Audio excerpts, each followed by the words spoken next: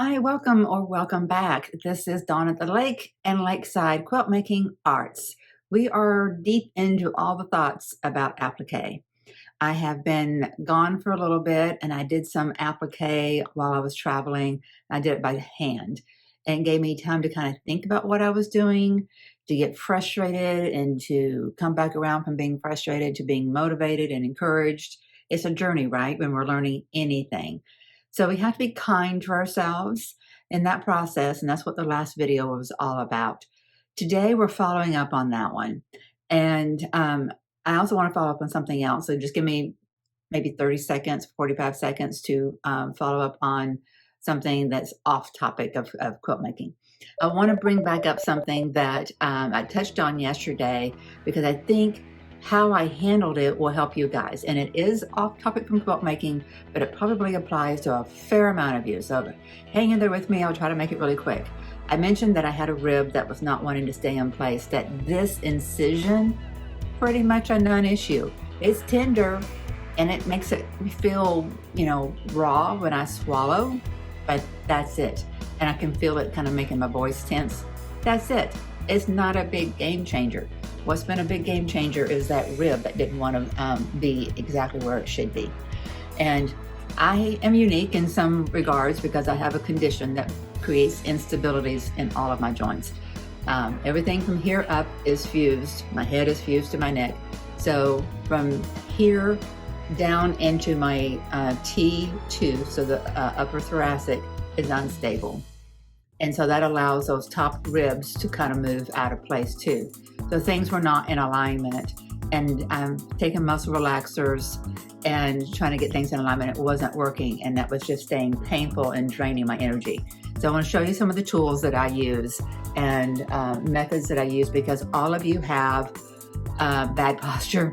I'm sorry, you do. We do. We live in an age when we're looking at our phones, we're looking down at our projects, we're bending over too much. We all have to counter the things that make us have bad posture. And I am becoming a resident pro at this because of all of my medical stuff I've been through. So trying to be quick here. Number one, I keep this, I took it with me on the trip even. These are isometric stretch bands. You can hook it onto your stair railing or a door, over a door, whatever, and you can pull in different directions and pull from the top and do pull downs. So you're working those muscles while you're standing in perfect posture so that you're not aggravating anything. So you use this, and this is a, what do they call this thing? This is from Champion Sports, but it's used, I put it behind me and I rubbed it up against a column in the house to really massage those places that you can't reach on your own. And just leaning into a door frame isn't going to do it. So I really massage those muscles around that area. And then I keep a yoga mat on my coffee table over here so that I can lay completely flat periodically through the day. So as I'm leaning over and doing stuff, I can go and correct my posture so that my muscles get to relax. So using all these things in unison with this tool, which is a red light therapy. There's 20-minute sessions on this. Don't let your eyes see it. Your eyes don't get to see this. It comes with glasses. I don't wear the glasses.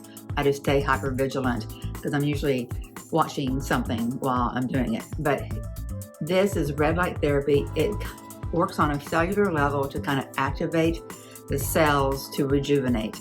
It will reduce inflammation in your 20-minute session. So whenever I worked on these muscles to get that rib in place, I started to get things out of alignment here. And I started having shakes in my right hand and in this right shoulder. So I started using this yesterday on these areas. And I need to do more of them. I will do more of them today. So I feel so much better. I was actually able to sleep last night. Highly recommend this. It's only a little over $100. If you have inflammation from your knees, any arthritic inflammation, whatever it is, this is a game changer for being able to take care of yourself. So these are really simple techniques, and I'm a poster child for have what it is like to live with a messed up spine. So I want to help do two things on this channel, and it's to encourage you to take care of your bodies and then to encourage you to keep on moving the needle forward. If you enjoy anything at all about quilt making, don't let the hiccups and the obstacles, I don't have one here right in front of me, but I'll show it on screen. Don't let your bad applique where it's supposed to be curved, but it's got a point. Don't let those things frustrate you. Keep moving the needle. Okay, that's the end. It was more than 30 seconds. I'm sorry.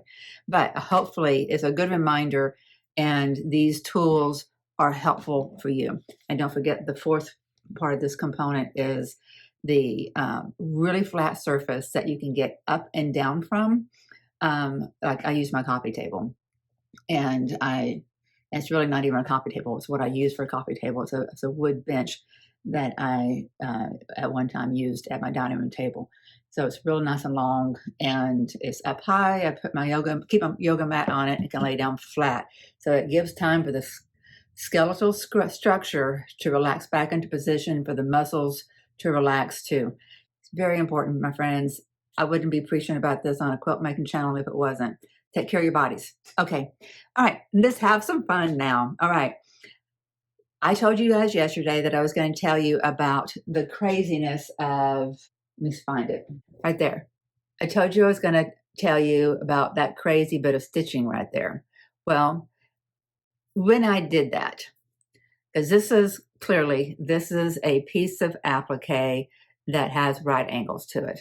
And how I prepared that, let me see if I can draw that. I'm going to draw it on a piece of paper for you. Hang on with me. So I did it like that. So, of course, the original piece, I'm drawing dotted lines for what the original piece was like. Okay. It was just a rectangle, and I cut out squares here, or rectangles here. I cut out here, here, here, and here. So I was left with this shape. So right here, there's nothing at that point, there's nothing to turn under, right? So what you do when you're getting this ready to put onto your quilt, you turn this over inside here, this side over inside here, turn this one and turn this one. So these two end pieces are on top of the long seam allowances. I want to call them flaps for right now because that's kind of what they look like. All right, so when you do that though, you're left with the very points here where you can get fraying because you're not protecting those little bitty tiny points. So what I was able to do on one side is I kind of folded. I didn't just fold this under. I actually folded all of that side under a little bit. Well, I wasn't as good at doing that here. And of course, when you're doing this, you're now adding some thickness there. So you can't really do a whole lot of extra folding there because you're going to end up having a ridge on the edge of your embroidered applique. Do you want that? So I don't think that's a great technique, but it was working. And I wasn't able to really do that for whatever reason. I don't recall at this moment. But I had this one point that I was just having frays. Thought, well, if I've got frays right now, as this thing gets washed over the years, it's just going to fray. And as we learned in that quilt that I was showing you guys last month, that 4-patch quilt that was, I forget how old it was now, made in 1982. That's when it was made.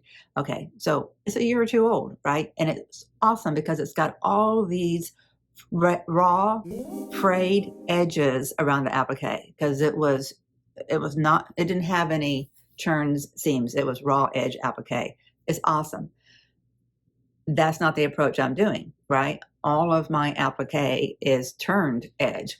Well, when you do that and you have just a little bit of fraying, that's not advantageous. That's not desirable. It's not what I wanted.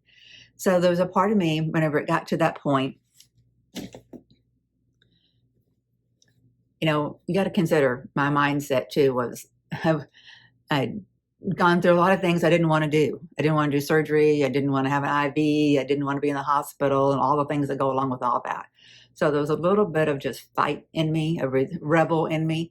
That's not it. Where are we? Yeah, there it is. See, can't even see it. So that was half of my mindset was that, okay, you won't even be able to see it, Dawn. Just lock that down so you don't have frayed edges. Well, of course, what happens is that you might as well have frayed edges because this is glaring as frayed edges are.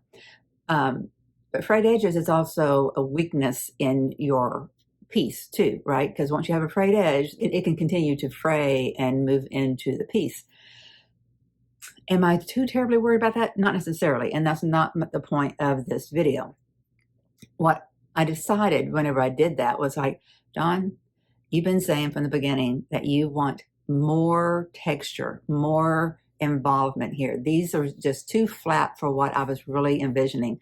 And that's why I really fell in love with the texture of that 4-patch quilt from 1982. Eleanor Seafeld, I want to always give her credit for it. She's not here anymore, but I just want to make it very clear that we are honoring somebody else's work.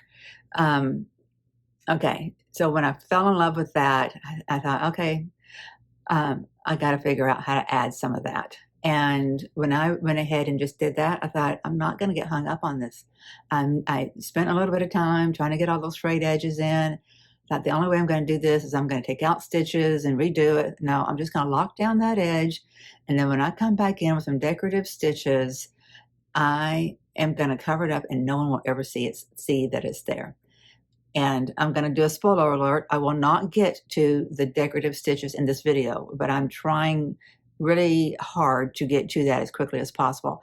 I watched some videos this morning from Sew with Nancy on PBS Wisconsin, I think it is, the YouTube channel. And it was terribly inspiring. It was exactly what I was envisioning in my head. And I thought, okay, I just need some time to let that all soak in. And when it does, sorry, there's a glare on my eyes, isn't there? Sorry about that. Let me see if I can't. There we go. Maybe that'll help a little bit. Is that any better? At least it's off center a little bit. Anyway, I need to get better lighting in here. I did buy something to improve our channel. When we had Prime, Amazon Prime a couple of days ago, 3 or 4 days ago, I bought a mic.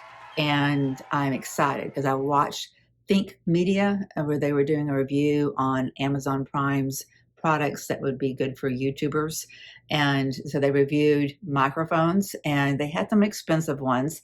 And I still consider the one I bought expensive, but they were raving about the quality of this inexpensive one. I think it was still $130. So I'm excited to get it. You know, they were saying that the quality is good, that they really didn't have any complaints about it. And these are people who really understand sound and lights and, you know, YouTube video creation and all that. So I feel good about that. I think it's coming in today or tomorrow. So we'll give that a go. It's going to be very helpful because I think I mentioned to you guys that my son was going to be in town and he's not here right now. That's why I'm able to speak full volume to you guys. But when he's here, I can't. And he says I can. He said, no, just continue on with your thing. But I know his tolerance for sound he's just sound intolerant. My mother is as well. I'm stuck in the middle of them. And I'm not a loud person. But I'm very animated and demonstrative in comparison to the two of them. So I know that I need to be sensitive to his sound sensitivity. So getting the mics in are going to help us to continue to do our videos while he's here. Also, I've been doing a conference this week. So it's been kind of good that I was recuperating from all this different stuff going on up here because I had something to listen to. And it was this conference. It's a conference for the illness I have, Ehlers-Danlos syndrome. The EDS Society is in London, I think it is, but they do conferences every year, and the body of knowledge surrounding this is improving year after year after year. When I first got diagnosed at the age of 52, it took me 52 years to get diagnosed, and a lot of problems leading up to that 52 years. And that's par for the course because the body of knowledge surrounding this area of medical science is completely insufficient. And, but in that, what is this? I'm turning 59 on Monday. So happy birthday to me. And, that will be 7 years right? Yeah, 7 years since I got diagnosed. The amount of information that is growing, the knowledge, the scientific knowledge around this area of medicine is growing, and it's beginning to get dispersed, and that's what the EDS Society is contributing to, contributing to the distribution of that. So they do offer up continuing education credits, and I am glad that they are. This is the first conference that I've been really impressed by. So that's another thing going on. It ends tomorrow, so I'm trying to absorb all that information because I'm attending remotely while I'm working. So that's altering our videos a little bit, but they're going to continue to be altered a little bit because I'm not tiptoeing around my son, but I am being respectful of the fact there's somebody else in my home. Fortunately, our schedules are a little bit different, so I can do some things in the morning before he gets up because he's on California time and he's nocturnal. We're just going to have to figure this out. I don't know how it's going to go. He's going to be here for a few weeks, and I'm glad for it. I thoroughly enjoy him. He's a wonderful human being, and he brings me great joy. He's just as witty as they come. But you may see a variety of changes in our videos is what I'm getting to. It's just the way it's going to be. But we're going to do it together, like we're doing this entire journey, this entire learning journey of learning all that there is about the arts of quilt making. Okay, with all that said, now let's get back down to the applique. What I did yesterday, I'm going to lean you down so you can see something. I prepared this yesterday, and I can show you that on screen. I got it prepared. I had the template for here and for these, which is all just one template for the leaves, and for this heart. There wasn't a template in what Sherry sent for the smaller heart. So what I did, whenever, like here, if you can see, when I traced around the template, I cut the seam allowance outside of that drawn line. Well, with this one, I just actually cut on the drawn line. So it will be a 1/4 inch smaller all the way around. So it will make it about the size it needs to be. So it may have, I don't think it was originally that way, because they do actually, on the paper template, they do actually have a different number for this template. So, but that piece just was not inside what was sent. So my size of my heart here may be a little bit different than yours. So this is ready to go. And there's another piece that goes over here. I know this looks massive right now because it's, all the seam allowance, and I didn't measure the seam allowance. I just eyeballed it. So it looks quite massive. So this is ready to get pressed. I'm going to pick out my fabrics for this other one so that I can do each stage all in its entirety.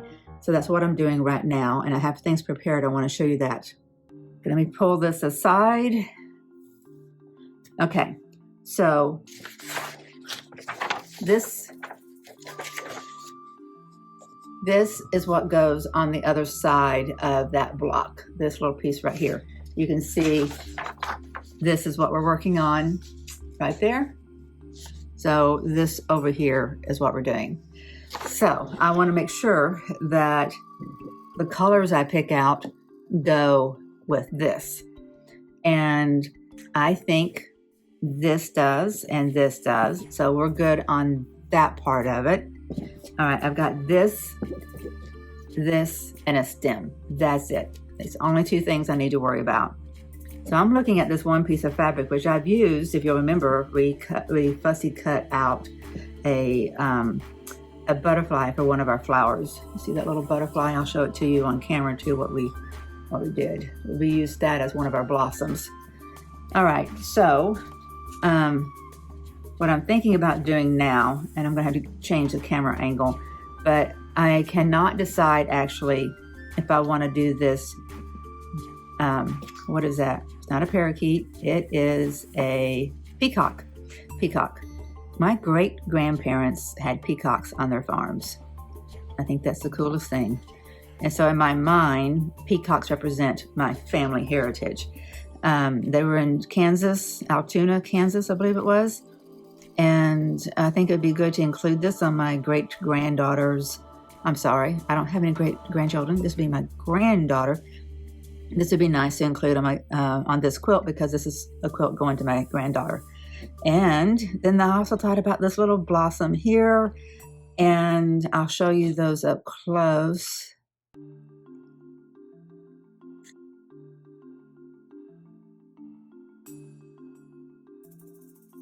And then the other thing I thought about, I could just pick a piece of fruit.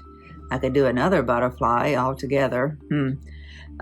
What I don't like about picking this area of the peacock is that when I just cut out that square, I'm not going to be able to use that peacock in its entirety elsewhere.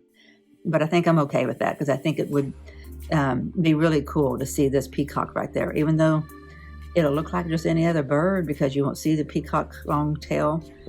But the thing I'm really excited about, that I think is really cool, is this leaf. I'm going to use this little stretch right here and I'm going to have to pick from elsewhere.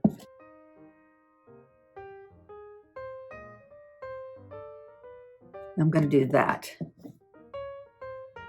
So I got that one stem, blossom, and set of leaves ready yesterday. I accidentally, this is just a word for the wise, to the wise from the unwise, you got to get your direction right. When you flip things over to the back side, you're doing mirror image. So what I did is I laid it on the back side like this, and then whenever it was time to put it on my block, it was going the wrong direction. So think about that. Flip your template when you're working on the back side. And just keep on thinking about direction of your fabric and your templates, and just always be on. Something I want to show you guys really quickly that I've been thinking about. One of the advantages of freezer paper and then some of these other template techniques is that temporary adhesive that you get. Well, I thought about using a repositional skull glue. So I haven't used it yet. You can tell, package is not open, but this makes sense. And so I want to see if any of you have already used this. Repositional and washable. You got to look for that washable. So I think this should help us in some of the projects that we're doing. Just want to, just pointing that out, that this is on the horizon. I'll be experimenting with that. And it occurred to me that some of you may be saying, Dawn, you're just going to be stitching around your applique just because you want to camouflage your sloppy work. No, yes, no. It's more to me that I wanted texture in the first place. That's why I love the embroidery on this quilt, which I haven't even gotten to that. Like, I saw that Barbara presented about the embroidery. I know I haven't downloaded anything from the quilt show about the embroidery part yet. I'm not there yet. I'm just trying to keep my blinders on, get my applique ready, and get everything done. And of course, I want to get my templates back to Sherry. I want to get Sherry's templates back to Sherry. And I know that this is all challenging me enough that if I set it aside and say I'll come back to that, I'll let a little bit of it's not anxiety or fear, but I don't know what the right word is, but I'll let a little bit of that angst creep up, and it will keep me from getting back to it. So I want to bulldoze through getting all of these applique pieces appliqued on, and then I can have fun with it, whether that's embroidery, which I kind of think the creative stitches to use to applique, I really think that's kind of like embroidery too. I've got to take a look at what the embroidery looks like before I start picking out my creative stitching for the applique stitches. So that's something I can't do today, but I wanted to keep this kind of concise and just do one thing at a time. So what I'm doing today is finishing this one block.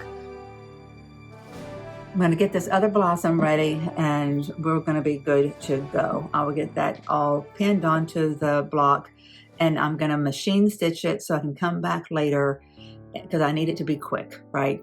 I've had a lot of things take me away from the studio and take away from my productivity. And what I learned with, this one that I did machine stitch down, it went quick enough. And now if I do, especially if I use a thread that disappears, if I use an invisible thread, then I can come back with my fancy stitches and make it look more interesting and secure it that way. So that's the objective. That's the direction I'm going. So no, the fancy stitches are not just because I want to cover up my sloppy work. They are because it is a choice because I want it to give me that texture that I was looking for. So it kills two birds with one stone, and that's fabulous. And it teaches me more too, to learn how to use this Brother Pacesetter 700. Yeah, yes, PS 700. To use it more than just the straight stitches on it, that's going to make me feel good too. And that's why there's any sloppiness at all to the applique, is that I'm in learning mode. I know this quilt is going to get used too. It's going to have dogs on it. I'm giving it to a child who's turning 1 in 6 weeks, so it's going to get used. It's going to have stains on it. It's going to be soiled. It's going to go through the wash and all those different things. So why am I going to spend my time making it absolutely perfect when what I need for it to do is to be a tool for me? So it's going to be a tool for me.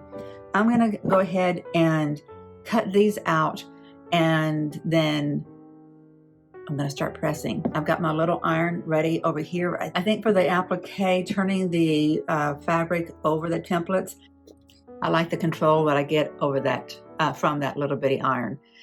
It gets really hot, and that's the thing with this one. It doesn't have an auto time off. It has a low and a high, but it does not have an auto turn off. So if you have one of these, stay vigilant, my friends.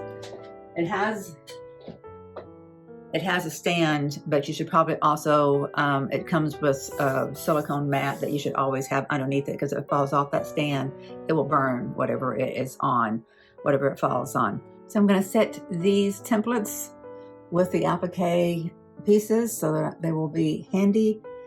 Pulling these two out so they're available to me.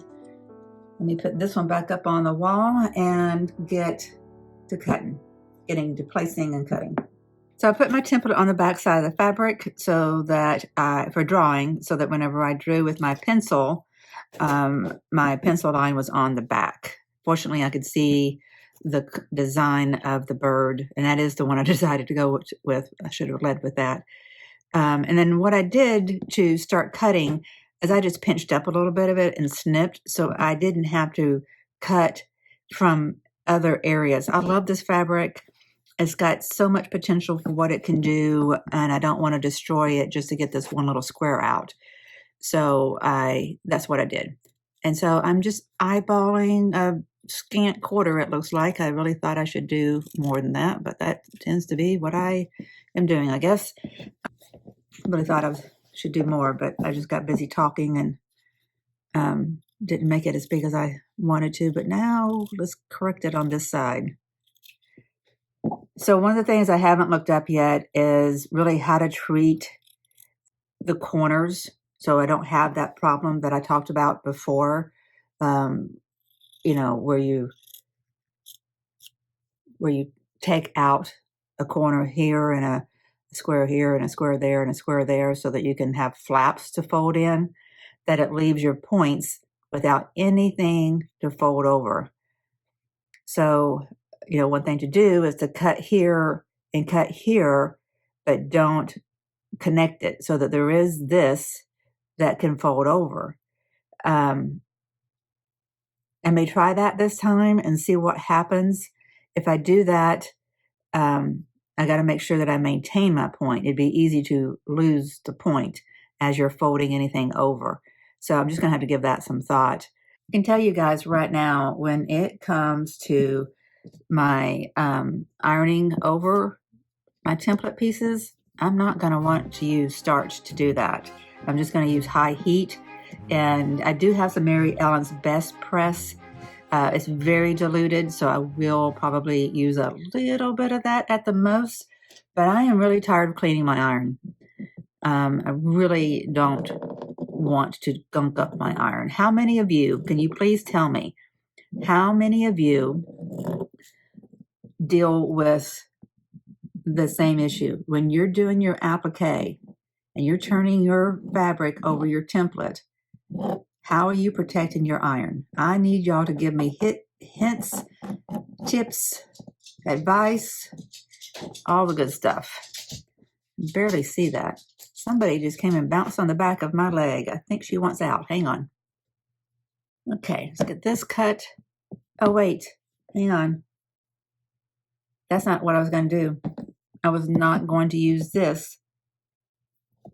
Oh, see? I can get busy talking and totally mess up. Okay, I was going to use one of these leaves. So what I talked about doing was one of these. See if you can see that. It's pretty saturated. The colors are very saturated. A little bit, I don't know why it is. Actually, it's less saturated than it is here. But maybe it's just because of the length of it. But I don't want to cut that far into here. See how far I've cut from here into here. And I do have, you know, a nice little strip of this. This is called the Spirit to Create Free Spirit Fabrics. I have a feeling that I'm a free spirit kind of fabric person. Yep. I could do that too. Oh, that would be cute. Oh, I hadn't thought about that. I think I like that the best. I'm glad I sat here and explained things to you, because if I was going to use these leaf formations of these circles, I was going to want to use one of these, but I don't want to keep on creeping into my fabric with my cutouts. I'm okay if I have to just kind of forfeit this back section, but I don't want to keep on doing that. So this, though, oh my gosh. Let's see if I can tilt this so you can see better. You see how awesome that will look? That's going to look great. Okay, kind of askew, but you'll see. You'll see. It'll be fabulous. Fabulous. And because it's really going to matter a little bit more, do I want to do this on the front or back? Okay, the shape of this is not perfectly in line with where the intersection is here and the intersection is there, because these are not perfectly symmetrical. So what I'm going to try to do, though, is to make sure that these points that come out here from the intersection are completely inside of my template, because I think it'd be weird if that's off skew. I think that would be more obvious. So this is the way it's going to go. Since this one's a little finicky, I'm going to go ahead and mark from the top, but I'm using pencil. I think that will erase, wash out, whatever. I'm going to do it very lightly. Probably do it a little bit more lightly. I think I saw that Barbara really relies on doing pencil, and I think she does it from the front. I have to go back and watch. Oops. Awesome. Okay, so gonna get that cut out. Oh, I can't do that, Dawn. There's not enough. There's like 1/8 of an inch, less than 1/8 of an inch over here for turning. There is something to turn though. Let me just slide on down to a better spot. Let me go from this end.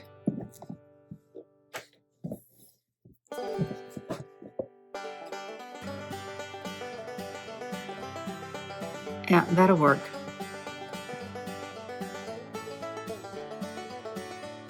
But then my next question is, do I like how these little brown petals look, or these? I think I like that the best. Okay.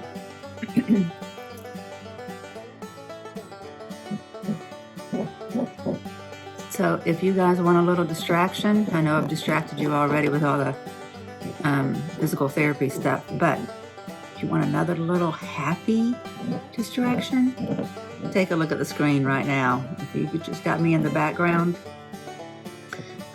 listening to me while you do your own work in the studio, Take a look at the screen. Is that not adorable?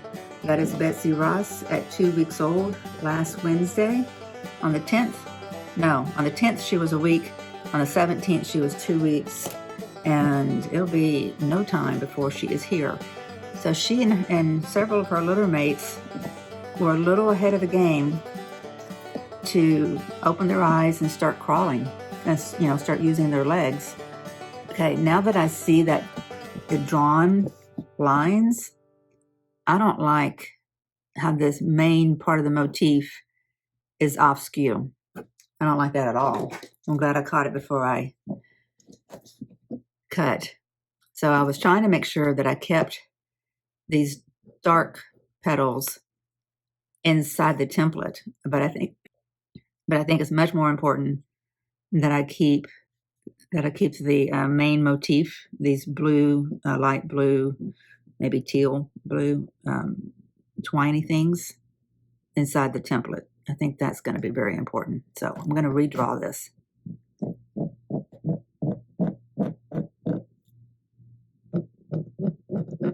So Betsy Ross will be joining us here in the studio the end of August. It's going to be exciting, of course. I'm going to have to get prepared for a little fur baby to come into the house, and it'll be worth it in the long run. It'll be work up front. All good things are worth the efforts, though, right? Yep. Okay.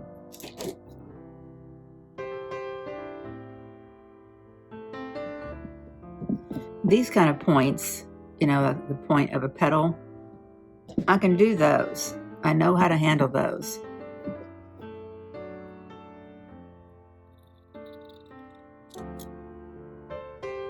Convex ones, and that is a bad line there, Dawn. The convex ones, and then, well, I guess kind of the 90-degree points that I've been talking about. That's kind of like the ultimate of a convex curve, though, isn't it? A really sharp convex curve. Those I'm not real clear on. Okay, so we got a petal, and now we need to figure out how to do this. I'm going to do my petal. How long is my petal? It's not a very long one. Where is my, let's see if I can use this to measure it by. So it's as long as that. So I'll use that to trace it on here.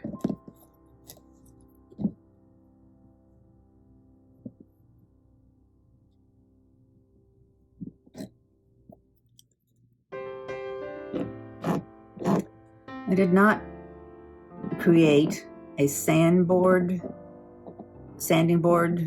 for marking my fabric. I was going to do that. I didn't buy what the quilt show was offering because it seemed like something I could make, and I've yet to make it, but I will one day. But I'm just, you know, making sure that I keep a good grip on the fabric and the template. And normally I'm not on something slippery like this, so it's not trying to slip around as much as it is right now.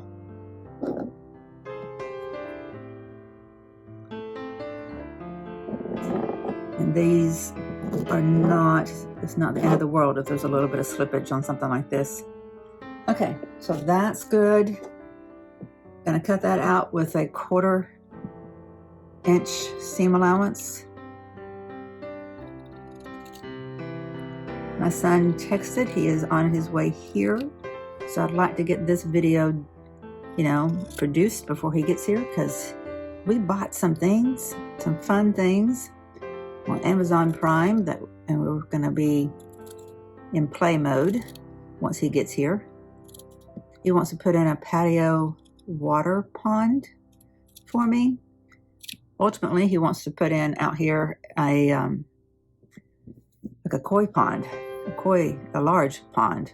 But we're going to start small with something on the patio. Okay, that's good. Yay. We should. And we got a new TV. Got to get that on the wall. Is this... Oops.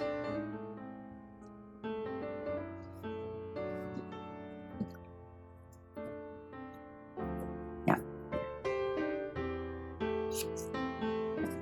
Alrighty. We are cooking with Crisco, as they say, or do they say? Maybe that's just something I've heard said. The engineer, one of the engineers where I used to work at the TV station, he would say that a lot. And that's where I picked it up. We're cooking with Crisco. Okay, so that would be for that. Oh my gosh, I think I did it again. I did. But it's okay. I'm going to still use this piece. But I want a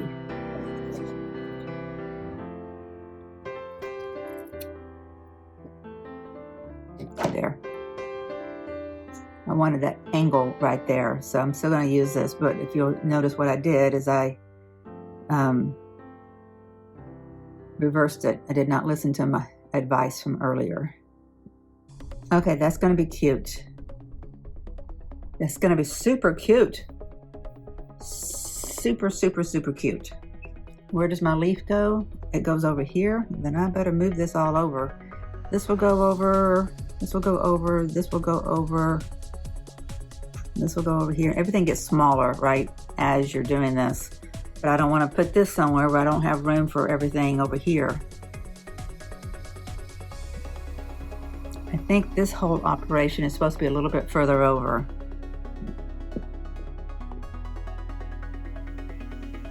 Doesn't matter right now. I need to get it all turned. So let's take all of my pieces to the ironing station. So if this video ends with voiceover, it's going to be because I didn't get all the pressing done before Chris got home, and I video recorded it, and I will do a voiceover afterwards. Like I said, my friends, we are going to figure this out together, one day at a time. As long as we're keeping the needle moving, all is good.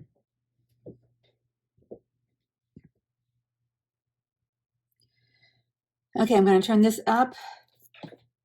Where's my silicone pad to put under it? I need to listen to my own advice, right? So I'm going to keep this right here. So if I get it knocked, so if I knock it over, it falls onto this most likely. And that's good. So what I did on this inset seam here is I cut like that. Can you see what I did? So what I think is going to happen is this will fold over just fine. I might have to put a little bit of a snip right there because it's a curve. And then what's going to happen over here?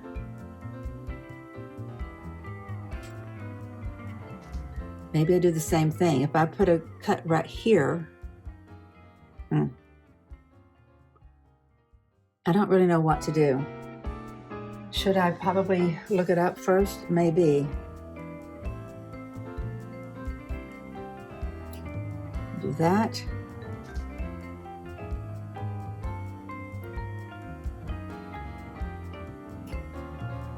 Oops, Ruby wants in. Okay, I am back. Ruby's inside, ready to rest. And I spotted something in the kitchen that I should have mentioned to you guys before too.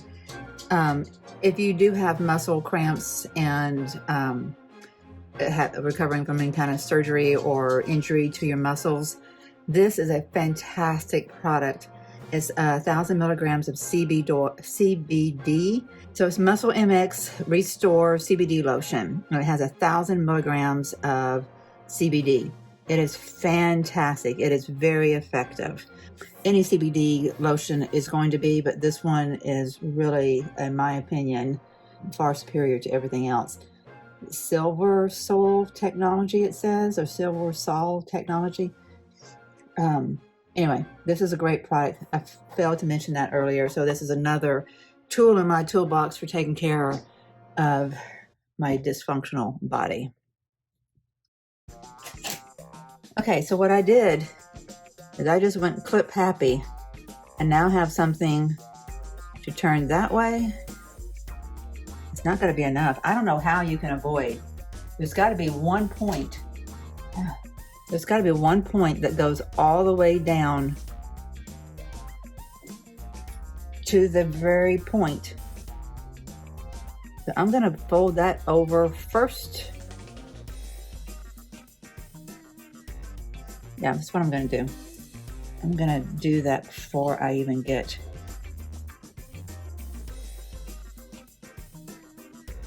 there.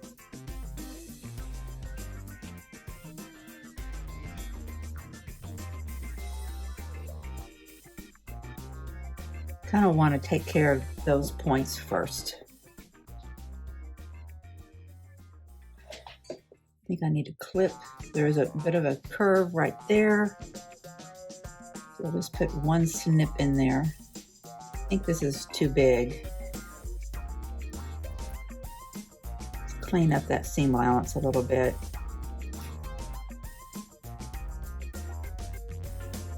I'm gonna put one clip in there.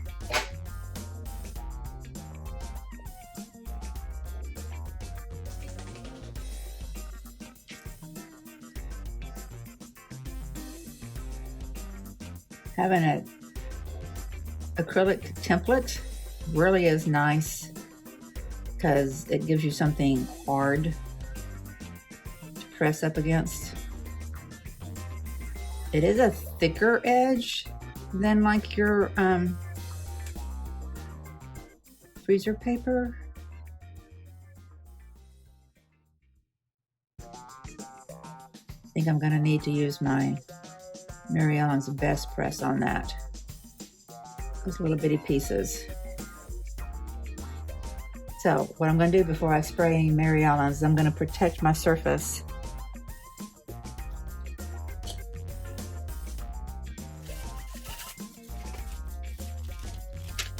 Use a little bit of parchment paper for that.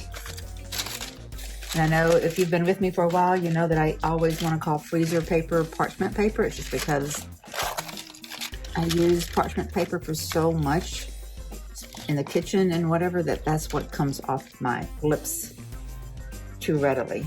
But if I misspeak and call freezer paper parchment paper, I will generally put it on the screen if I catch that I'm doing so. Okay. So there. Get that nice and wet.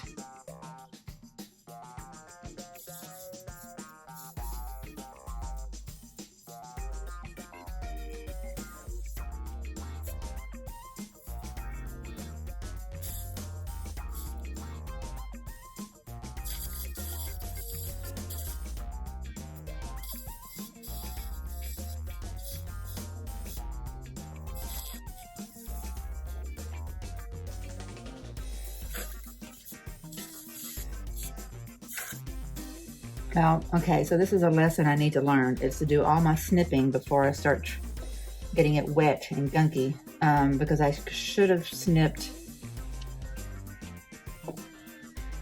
on these outside edges. I don't know how to handle that either. Can you see? Let me get you a really good view. I'm gonna try not to make this too shaky. So these outside points are as difficult sometimes as these really sharp inside points. Okay, so do you just cut a diagonal snip off so you have less excess material to incorporate in here? Or do you do what we talked about before, cut here and you cut off an entire rectangle? If you're wrapping a gift with wrapping paper, that would make sense, but you don't have to worry about it fraying. How do you handle those outside points? What's my other idea? Like if I cut a diagonal from here,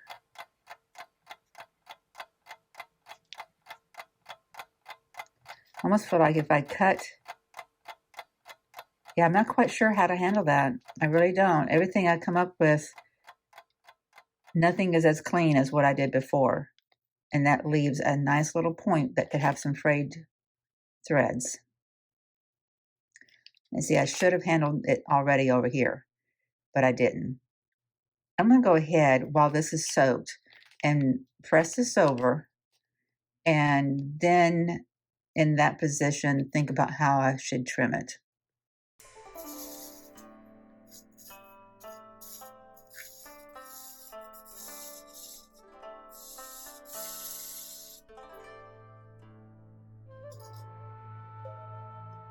Okay, I need to clip right there down into that point.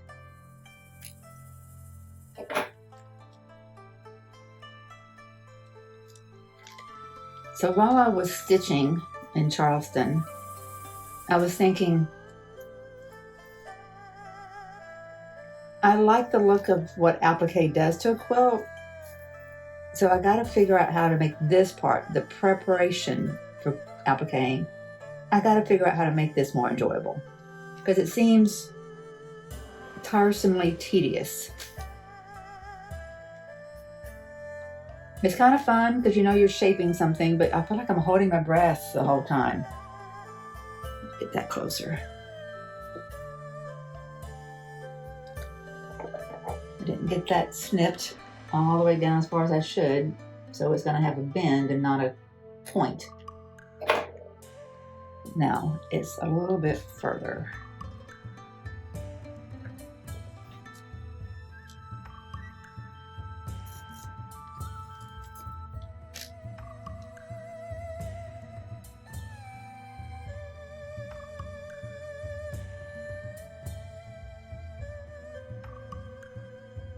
That looks good so far there. Way over. Yeah, there you go.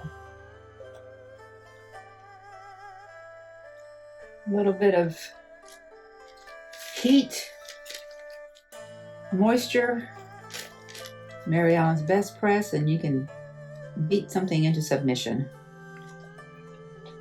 Press it into submission. Oops.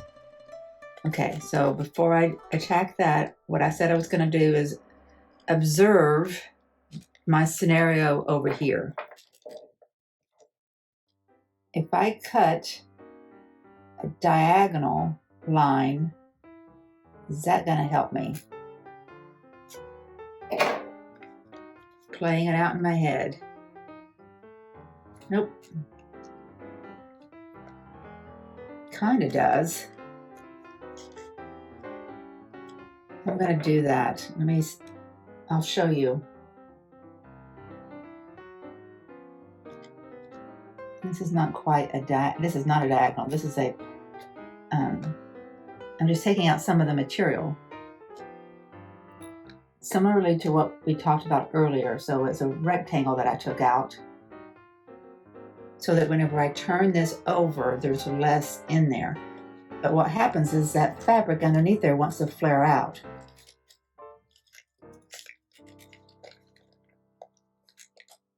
So you almost have to do kind of like you do on a gift wrapping. Angle it in. That's nice. That works on. Okay, I need.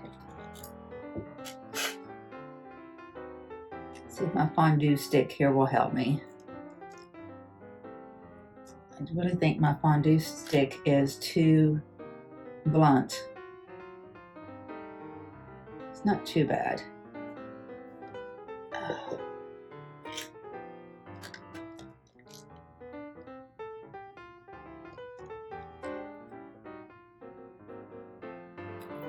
Point of my scissor might be better. It's more grabby. Okay. I think that's going to work. I think that's going to work. I'm going to get you a picture of it and you can see what I did. Okay, you can see that what I did, I'm going to open it up a little bit. I pressed the edges over at a diagonal. I took out some of the material and then press it over. And that way when I flip this down, there's going to be no frayed edges. Everything is folded. Is there a better solution than that? And then do you have a better solution for what I'm doing down here?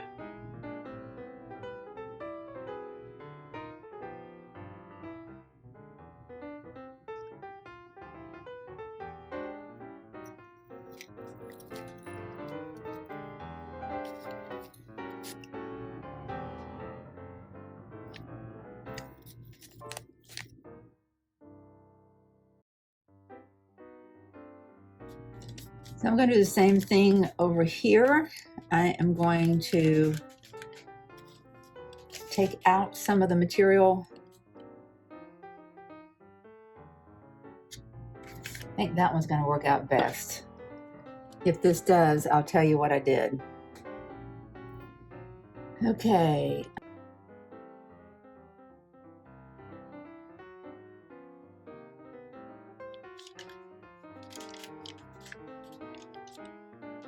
It's not so bad. So far, so good. I want to put a little spritz right there so I can make sure that stays exactly where that is, because that looks good.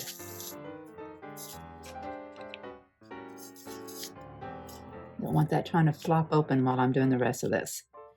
Okay, so I'm going to do what I did before. I'm going to put a diagonal bend, another diagonal bend, and then I do a fold. Come on.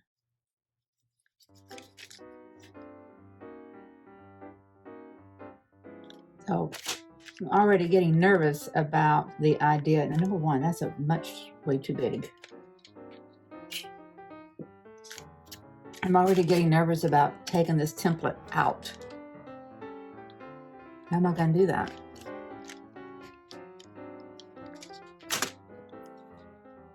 Got to press that diagonal into there because it was wanting to flop open.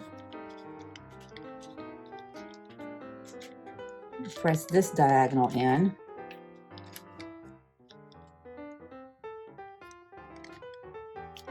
Okay, got two diagonals going on. Now let's do a flip. It's wanting to unfold.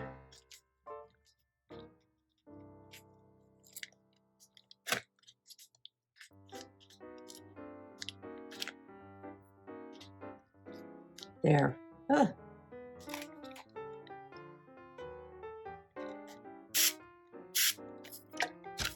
As soon as that moisture hits it, it wants to relax.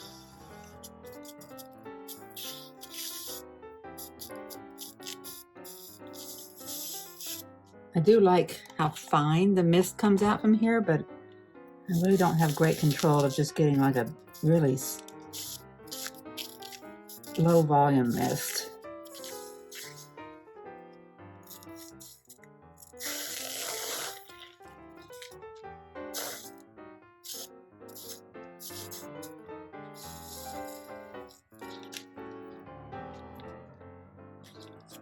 Because everything seems to fall apart. You know, you can have beautiful curves and edges with that template in there, but as soon as you take that template out, just the fact that you're manipulating it to get the template out kind of compromises your edges.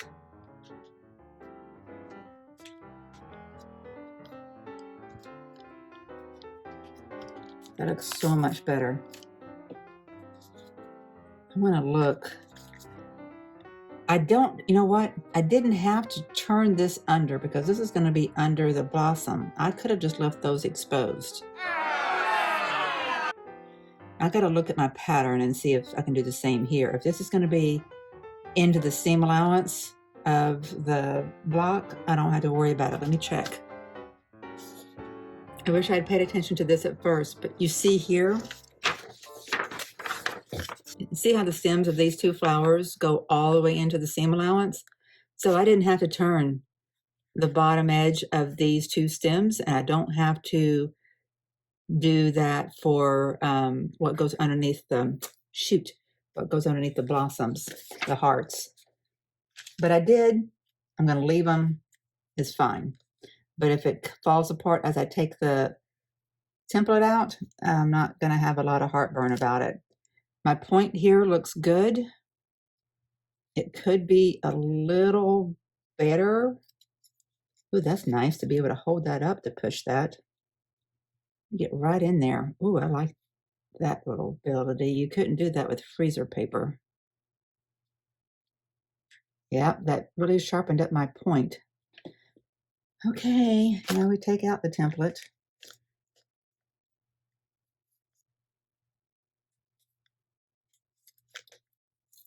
Yep, okay. This one goes back in the bag. It's the last time I have to use that, I do believe.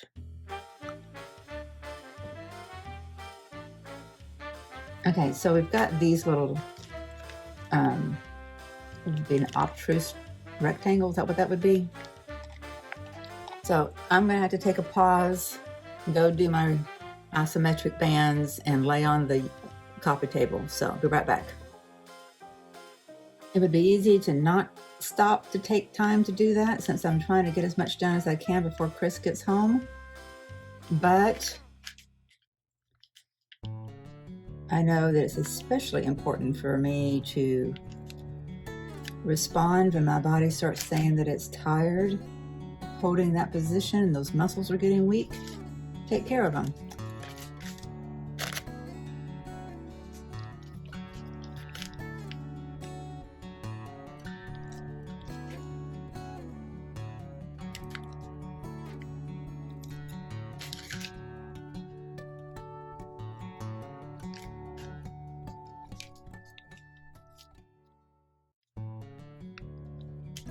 These are going to go together easy. So I'm not going to make you watch me do each one of them. That's not going to be a problem.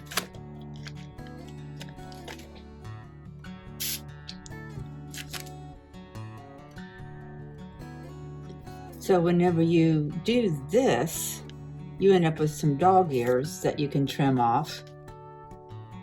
Maybe I'm supposed to treat, you know, these outside points similarly. I don't know.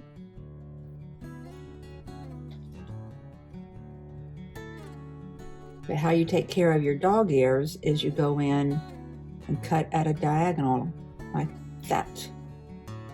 And everything's covered. That looks beautiful. Okay. All right, that's good. That one's done. Got to take out I'm going to press it one more time and make sure it cools completely before I take out that template. Let's worry about this one. I want to make sure this one looks good.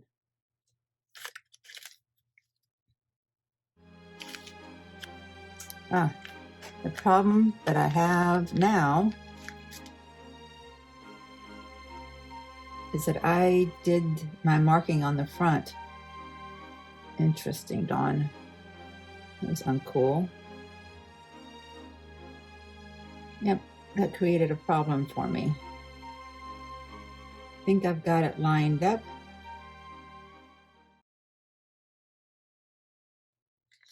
I know what I'm going to do. I'm going to press. Yeah, I like this. I'm going to press this way just enough to get my lines figured out.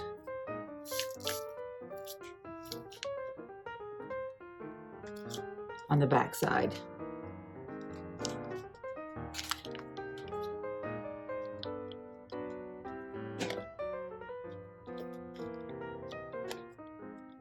Okay.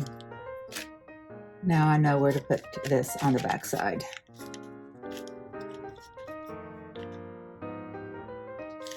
This fabric here should be on a bit of a bias just because it's a curve.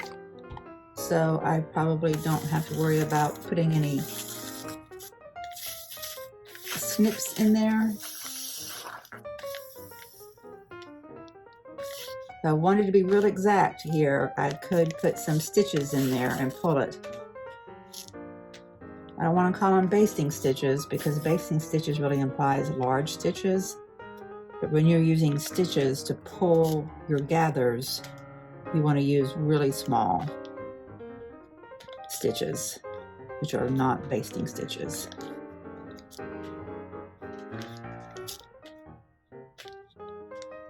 I'm pleased with how quickly everything is coming together. Because like I said, it was something that I was thinking about while I was away. It's like, how do I make the applique preparation a quicker, more enjoyable process? If I like what applique does to a quilt, giving it texture, give it some life, how do I make it something that I don't dread?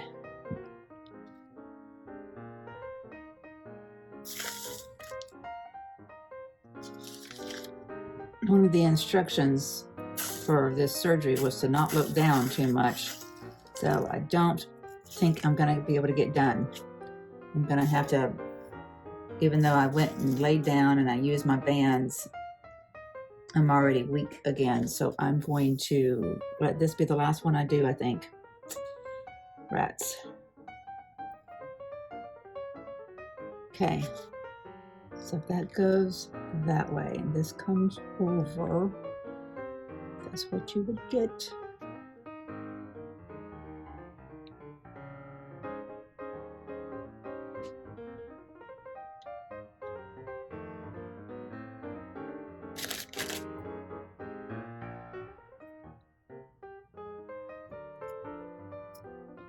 Yes.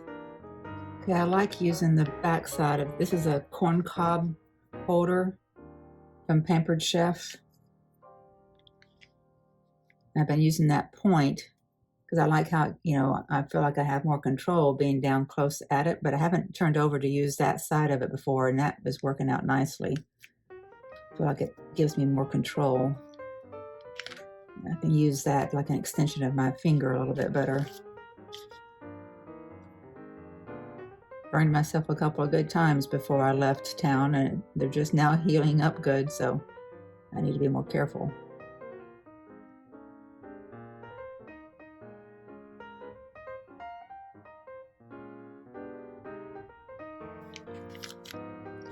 Okay, I'm gonna let that cool before I touch it. Oh, my friends, I really want to push forward. But I know that these two are going to be tedious a little bit because there's a lot of curve. I'm probably going to have to do, I'll use the stitching method. And so I don't need to be leaning forward to do that. These two went together. These are more of these, and that went together really easily. So maybe later today I could come in and finish those. And I might be able later today to do these. I don't know. But it's not going to be on this video. This should be pretty straightforward. This should be pretty straightforward. We'll just see how things go. Well, I told you we're going to have to just figure out each one of these videos one day at a time, and each one's going to be a little bit different. And this is where this one needs to end, because all of this back up in here is saying you need to stop. So I'm going to stop. And like I said, may be able to get back to some of this and later today, but I need to rest. I know that there's going to be enough activity in my day with things that Chris and I are going to be doing that I may not get back to this. But I'm going to go ahead and get this out to you guys as quickly as I can. So you're kind of keeping pace with me and you're seeing what that journey is looking like. We can do this, my friends. We can learn and we can grow and develop our skills and enjoy the process. I mean, that's cute, right? Do I dare take that template out? See how badly it falls apart. So I'm just trying to not disrupt any more than I have to do that. Slide it out that way. It looks fine right now. This one looks good. I'm gonna press it. I've got my little iron, pressing it down. So, yay, Eureka. Let's do the same with this one. Folding back just one little flap. That still looks good. I'm going to press that. I think it really does help to let it completely cool before you take the template out.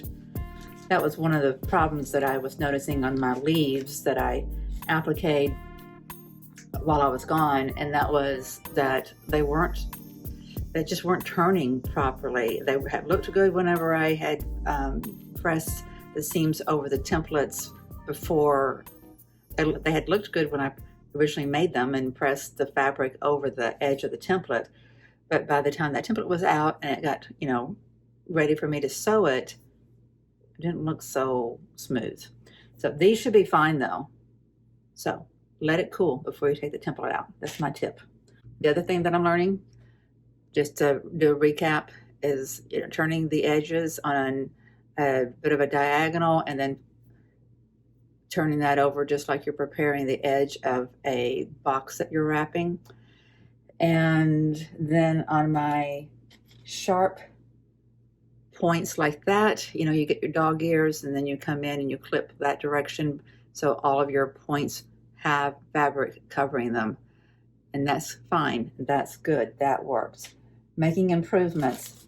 Hopefully I'll remember all this when it comes time to do this one. All right, my friends.